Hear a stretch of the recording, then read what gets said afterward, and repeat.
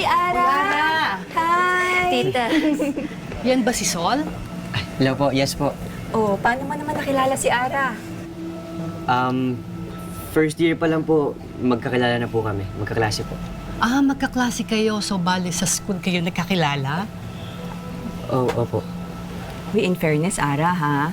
Ang swerte mo sa boyfriend mo, mukhang matalino. Pwede na. Ang taas naman ng standards ng tita.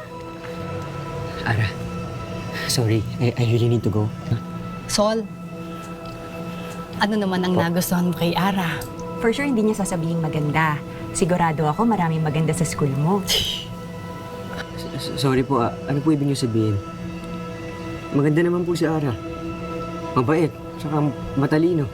Yung dalawang ate niya, yon maganda, matalino din. Ay, oo. Yung isang ate niya, banker sa Amerika. Yung isa, head pharmacy sa Canada. Hindi nga namin alam kung bakit nag-film itong si Ara. Hindi naman pala mag-artista. Baka magkakameraman. Di ba?